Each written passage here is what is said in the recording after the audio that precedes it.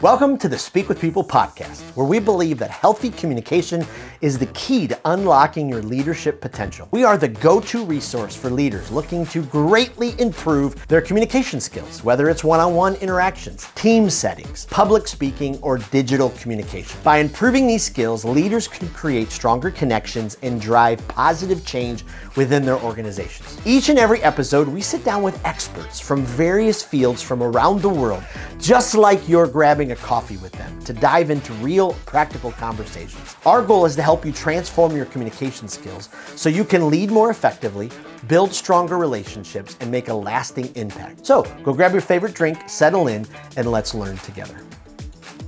Well, how do you lead your team when everything is seemingly changing faster than you can keep up? Have you ever been there? I know many of us leaders have, and that's what we're diving into today on the Speak with People podcast, talking about something every leader feels, but maybe sometimes few admit, because there's a time where we get tired, we get overwhelmed, we're trying to lead people in a world that's literally shifting under our feet. But what if there's a better way? Well, today I'm joined by Lucy Adams, former HR director at the BBC, now the CEO of Disruptive HR. Lucy has led through disruption, reimagined what leadership can look like, and has helped thousands of leaders do the same. Today, she's sharing how to inspire your team, inspire you, how to simplify your communication, thrive in uncertainty. Lucy, thank you so much for being a guest on the Speak with People podcast. Welcome. Thank you so much, Jason. It's really lovely to be here with you. Well, before we hop into this incredibly important conversation, why don't you take us a bit into your journey, your story, maybe who you are, what you do, what's kind of got you to this place?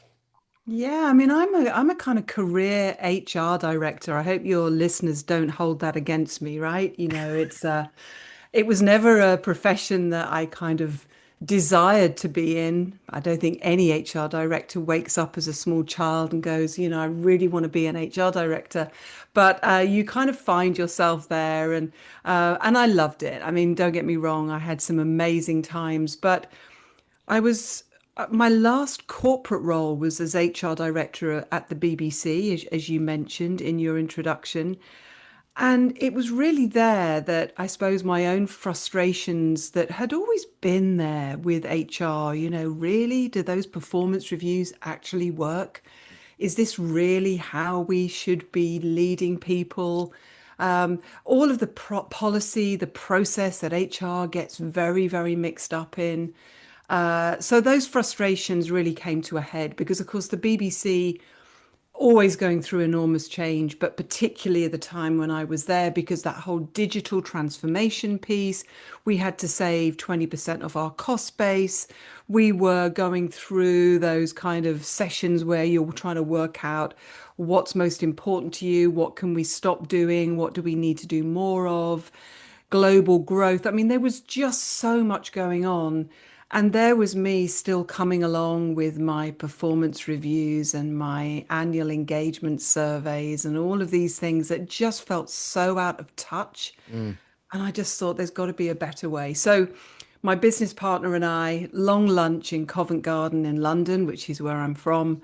And we thought, right, let's see if we can do it differently. Let's see if we can provide leaders and HR professionals with better ways of leading, engaging, communicating with their people. So that's what we've been doing for the last 10 years. And I love it. Absolutely love it.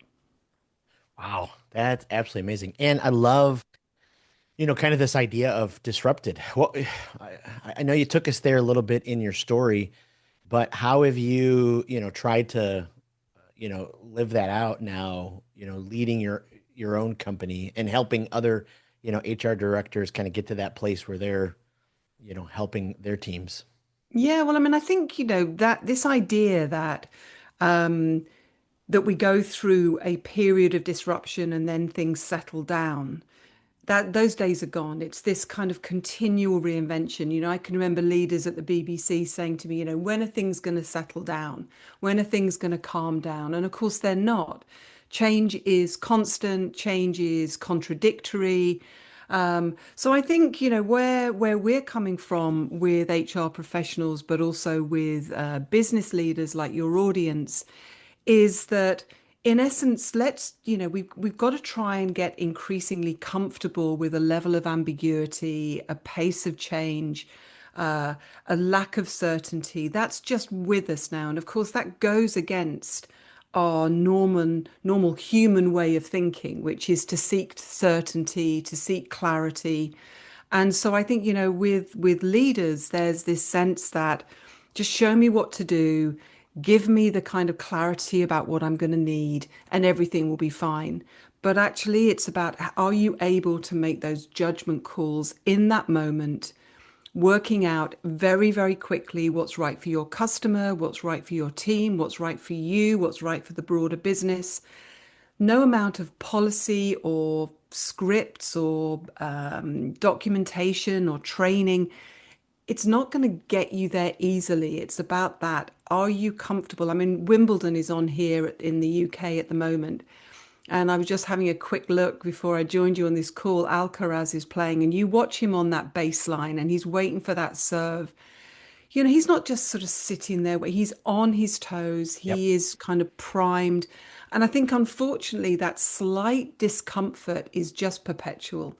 So, in terms of how we've taken that into the business, we're continually trying to look for new and different, not just for the sake of it, but stuff that actually works. Trying stuff, piloting, testing out hypotheses, fail fast, fail safe, move on, but always trying to reinvent. And that's what we try and offer our leaders and HR professionals, but also it's an ethos that we have ourselves. Wow. Wow. That is profound. So walk us back. You talked about how this continued disruption, this is just the way it is now. Maybe gone are the days where it was like, okay, we had a couple of months to kind of Yeah. reboot. Do you think part of that has been ushered in because, we are so addicted to technology, this changes so fast. Our people, I mean, information is just a waterfall all the time. Is that partly why, that disruption is always there and things are just moving so rapidly and quickly now? Yeah, I mean, I think there are obviously external factors like technology, like new competitors coming into our market, but there's also traditional pressures that have never gone away, like, the need for to deliver more for less, that continual, relentless pressure on results. And what perhaps enabled us to deliver results 20 years ago or 10 years ago may not be good enough now. And so that kind of, there, I think, are both those external pressures, but also those traditional issues that we're all wrestling with. And then, of course, leaders are having to face up to the fact that they have got new people coming into the workplace that have very different expectations from perhaps their own expectations when they entered the workplace. And I hear this a lot from leaders, these pesky millennials, Gen Zers, who the hell are they? Who do they think they are? With their lack of work ethic and all of that stuff that goes with that. But of course, COVID changed things. So I think it's just, I'm not an expert on the pace of technology, but I just think we know it, don't we? Yep. The kind of, from inception to acceptance is so much quicker than it was 10 years ago. And as I understand it, that just gets faster and faster and faster. So I don't think it's something we should be scared of. I don't think it's something that we should immediately chase to adopt every new fad.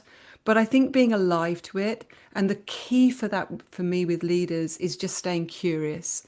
It's not about always going for the latest, but it is about being curious, showing that curiosity. And we know that the longer leaders have been in role, the more senior they are, the longer they've been in an organization, the less curious they are. That's just science. That's just kind of psychology. And it takes I think a particular type of leader that ultimately will thrive in this disrupted world. The ones that remain curious, the ones that say, you know what, I don't know about that. I'm going to look into it. I'm not just going to do what I've always done. I'm going to try something new. And that's really hard. It is really hard. No one's underestimating how difficult that is for leaders, but it's at the root of staying nimble, staying agile, staying responsive, is that relentless curiosity. Wow. Wow. That is powerful. It resonates so well because so much of our training for Speak with People is, and we're trying to disrupt someone speaking. So, like, for instance, yesterday I'm in a room with about 50 Not by financial. kind of shouting at them though, Jason, not by kind of heckling them from the audience. Yeah. It's about trying to get them to think about how they present and how they Yes. communicate. Cool. Yes. Yes, absolutely. And so especially, some of the older folks in the room, and I'll be 50 this year. You just nailed it. The older you get, you're kind of set in your ways, and I'm challenging leaders to take an inward look at how they communicate. Maybe some of them have been communicating the same way for 30 years and Yeah. trying to disrupt their thinking a little bit to go, hey, you may be communicating in a way that, is not a bridge in today's world, but more of a wall, especially with the younger generations. Yeah. So Absolutely. we touched on that for a second. Maybe let's walk through that. What have you seen, maybe some helpful coaching that you've seen? Because I talk to a lot of, maybe Gen X or boomers who are trying to figure out how to help the Gen Z and the millennials along, specifically with their communication, how they interact with the team. Are there any tips that you have experienced, along the way that could, Yeah, sure. I help mean, them? I think that the lessons that we can learn as leaders about how we communicate are actually as old as time. Mm, It's not necessarily that we have this new generation who are aliens, but it's more about the fact that we need to revisit what has always driven great communication. And that is, first of all, know your audience and know what matters to them. I see a lot of leaders are focused more on the messaging than the audience. It's about getting through it rather than have I landed, have I had an impact? So I think that know your audience, understand where they're coming from, and ensuring that, simple things like the eye contact and the kind of connection with people, I think is vital. The second thing is that, how many leaders do we see standing up and talking numbers, showing PowerPoint slides, with a complete lack of storytelling, a complete lack of humor. And, we know that. Let me give you a quick anecdote. So I'm at the BBC and it's my first time I'm speaking to the leaders of the BBC. Now, these are not a kind of shy bunch, right? They are quite scary. They are big hitters, and I've got to go out and I've got to deliver my first presentation to the top 100.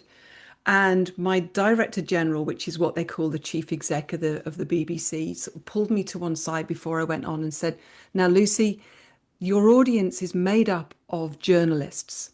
They were all journalists at one phase or another, and they are interested in data, facts, evidence. They are hard-bitten journalists. They don't want any of your pink and fluffy HR stuff." So I changed my presentation. I gave them data and logic and analysis, and I completely bombed. Completely bombed because I forgot the golden rule is that it doesn't matter whether they're engineers or journalists or lawyers, they are human beings. They cry at sad films. They laugh at jokes. They will remember those moments. And all of the data, all it does is it wakes up their kind of inner cynic. And all they want to do then is debate the data and pull it apart and question. And whereas actually, if we want to, as leaders, inspire people to action, we've got to appeal to that other part of their brain, which is about narrative and imagination. And so we're not going to get there with data. I remember I used to send out all staff emails at the BBC, and oh God, I used to dread doing it, Jason, because they would immediately write me horrible emails back, beautifully crafted emails because they were journalists, but nonetheless horrible emails. And this one time I sent an email out and I got a phone call, and I thought, this is interesting because they don't usually do their right. criticism on the phone. It's usually keyboard warrior stuff. But they said, "Oh, I just want to give you some feedback on your email. It's really rubbish. And I was like, oh, great. And he said, but it's just not you, Lucy. You know, it was lacking in humility and it was sterile. So I think, you know, that storytelling, that connecting with your audience on a very human level.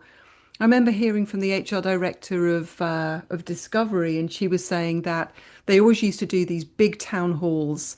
And then during COVID, their chief exec is sitting there in his lounge. He's talking about how he's put on weight during lockdown. The kids are coming in, the cat's walking across the screen, and it humanized him in a way he'd never experienced before.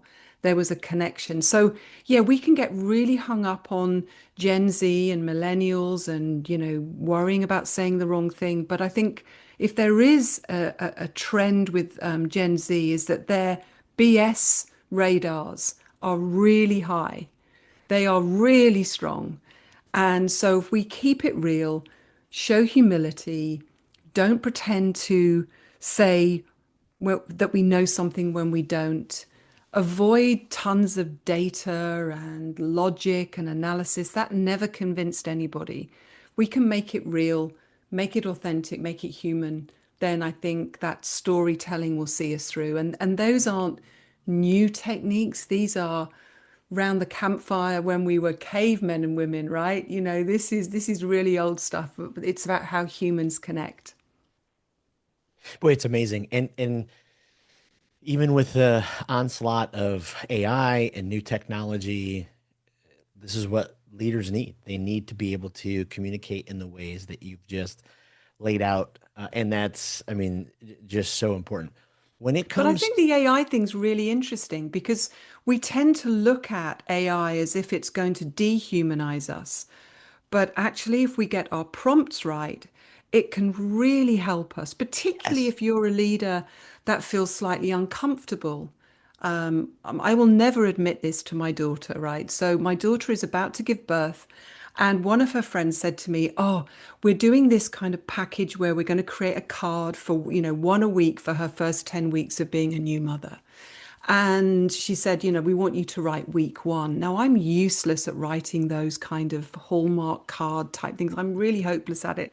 So I went into ChatGPT and I said, my daughter's about to give birth. I want to show her how proud I am of her and how much I care. Beautiful piece of wording came up. Actually, it can help us with the things that we feel uncomfortable with. If we can get a prompt like, you know, I want to find some wording that just shows I value my team, some messaging that I can kick off the week with. I want to connect with somebody who's perhaps a bit more introverted, and I want to show them that I really appreciate them in a way that's not embarrassing for them. It will deliver for you. If we get our prompts right, it can actually make us more human. absolutely. Boy, I love that. It is fascinating sometimes to hear leaders who are pushing back on it. And I heard a leader the other day say, you know, it's not that it wants to replace you, it's that you can use it to accelerate or to amplify what you already think. Absolutely. And you just put that magnificently. Absolutely, I love that. particularly because we know leaders have no time, right? They Right. have no time. They are so time poor. There are relentless pressures on them. So use AI in clever ways. And it isn't about having a big fancy product, you know, just get that chat GPT. It will get to know you. It will understand you. Is it cheating? Absolutely. But in the end, it's about the impact that we can have with it. And I think that's great.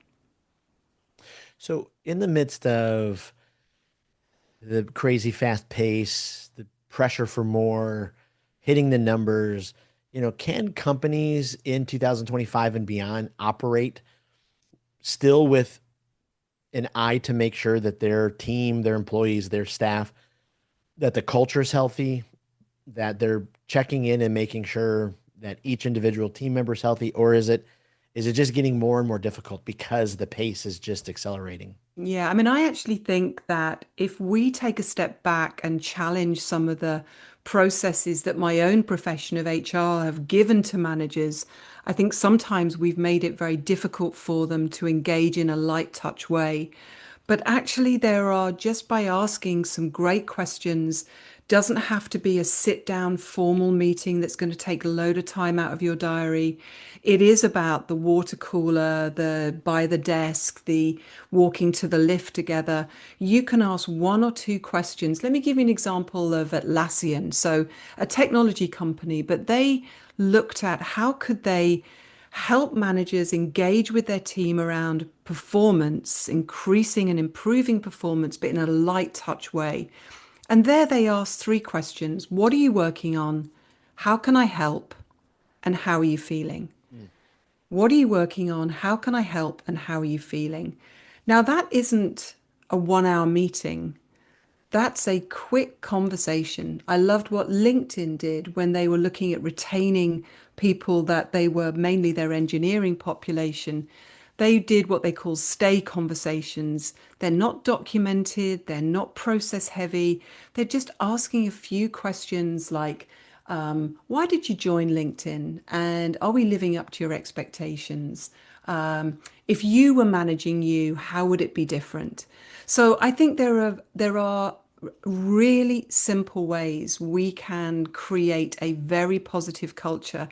However, that does mean that we do need to move from our default style of task allocation, progress chasing, and I am as guilty as anybody of doing that, into just asking better questions. I think it was Ernst and Young who they looked at those leaders that had great cultures, that were performing well versus the average and those that weren't doing so well.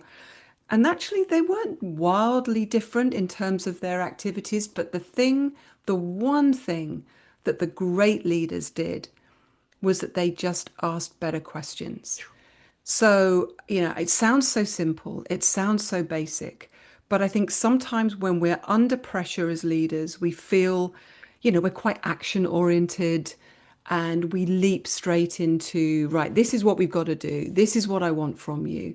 But if we can just pause and ask one question, could be personal, how was your weekend? It could be, how's that project going? How can I help you? It just changes the dynamic. And I think, we sometimes think that people leadership is incredibly difficult, and it can be, but we can make it easier on ourselves by just tapping into that kind of human conversation Wow. and just thinking about, how do I speak to my wife? Do I go in and go, have you bought the washing liquid? No, we don't. We say, how was your day? Well, you hope they say, how was your day? Um, and it's recognizing that we can connect with the human leader in us rather than the command and control, results oriented, slightly stressed out leader. We can really make really big differences very quickly. Wow, that is so powerful. And it's if we stop relying on drab, boring questions and we realize that questions help pull the genius out of people, Yeah, boy, everything changes. yeah, absolutely. In your experience, wisdom, leadership, has there been a leader that you've either reported to, you've been around, or maybe even someone you admire who are they're just a, graduate level question asker that you've learned Yeah. from? Immediately as you asked me that question, my first ever boss when I was in a leadership role. So I'd had other bosses, but it was my first time of being a manager, not really a leader at that stage, I don't think. But and he was just phenomenal. We'd be going to a meeting together and he'd just say, so what is it you want to get from this meeting? Ooh, Not this is what I want you to get from this meeting. What is it you want to get from this meeting? And I would kind of chat and talk it through with him, and he'd maybe give me a couple of pointers, but he would allow me a great level of autonomy and he trusted me. And then we'd be going back from the meeting and it might have gone well or it might not have gone so well. And he would just kind of go, so how do you think that went? And how do you think that person felt when you handled it in that way? And he was just, this wasn't extra time. This was time he would have been investing anyway because we were going to the meeting together and we were coming back from the meeting together. So he was just phenomenal, and he just made me reflect. He just made me reflect on my own performance. And I think that showing trust, treating people as grown-ups, recognizing that the vast majority will have the answers themselves. You don't have to do it all. But asking those questions, giving people a level of trust, showing a bit of humility, I think can be very powerful. Wow. My world was disrupted about 20 years ago working on an MBA, and they had us read, maybe it's 15, I can't remember how long, but they had us read Primal Leadership by Daniel Goleman. And I had just assumed up to that point that my boss was supposed to lead out of control and Yeah, micromanage and yeah, make their people fearful around them. And then as I read Daniel Goleman's research, I'm like, wait a yeah, minute, yeah. there is a better way. How have you helped those type of leaders who maybe, move to that default style? I'm going to lead out of fear. I'm going to control my people, micromanage them. How have you kind of helped them, steer them to the other side? Yeah, I mean, there are some leaders for whom that is just too difficult, right? And I think, let's not kind of worry too much about them. But I think that, the vast majority of leaders want to get better. They Mm, do want to be good at what they're doing, but they've been maybe schooled in a particular way. They believe that now they're the leader, they have to be stronger, more resilient, more knowledgeable than anybody else in their team. And again, I tend to work with stories and anecdotes. I can give them data that if you lead with trust, then on every KPI, whether it be innovation, productivity, even stress levels within your team, the KPIs will go in the right direction. But I always feel that showing, giving people some inspiration with some stories and some tips about how to get there, I think is always much more powerful. So I I share a story about how at the BBC we did this big piece of research about, the leaders that people in the BBC loved working for. They did their best work for them, and what kind of what were they saying about these leaders? And you'd expect it to be really sophisticated stuff, but it wasn't. The stuff they were saying, Jason, was they know my name. They asked me how my dog was doing because they remembered it was ill. They introduce me to people that they think could help me. They don't take credit for my work. They say sorry when they get something wrong. And I think for many, many leaders, the ability to move from command and control to empowering adult to adult leadership is actually to believe that they that they have the confidence, because it's confidence that enables leaders to be like that. The wow. ones that are acting with command and control and highly directive are usually anxious. And I think it's about saying, the strongest leaders are not the ones who know more, do more, but the ones who get the best from their team. They're the ones who are going to thrive. So I think that kind of, thinking back to a leader that you loved working for is always a great exercise. You've just done it with me, because immediately it's not the command and control leaders that spring to mind. It's always the ones that say, I trust you, use your judgment. Um, you know, I don't know. What do you think? It's those kind of leaders, the ones that have the confidence to show humility. Wow. Wow. That is powerful. I could ask you another 15 questions because this has been this has been so rich. Maybe as we wrap up the conversation, maybe speak to that one leader, the listener who's listening, going, okay, I'm just in this culture that a lot of the things that we've just talked about, they're just not here. It's an unhealthy culture, and maybe give them some advice and some wisdom about maybe some next steps they should consider. Yeah, I mean, I think it's for me, it's a fallacy that cultures are homogenous. You go to any large organization, you will have tons of microcultures. Mm. So I would say to a leader, unless they are feeling like they're being bullied or they can't achieve what it is they want to achieve, ultimately they are hugely powerful to create their own culture. Mm. And, when I'm working with senior leaders and we're talking about, the culture of the organization, many of them will acknowledge that actually this culture over here is great because you've got a manager that gets it and is asking their people how they're doing. They're showing recognition. They're showing that they appreciate their people. They're creating an environment of trust. And then in the next business unit along, it's not such a great culture because the leader of that business unit sets that culture. And so I think, when we look at all of the data around what drives engagement, what drives an employee's experience at work, 75, 80% comes down to the leader themselves, their line manager, not the senior leadership, their line manager. And every day that that line manager, with every interaction, every time they go in, every time they roll their eyes or tut or show interest or smile or walk straight past people versus having a conversation with them.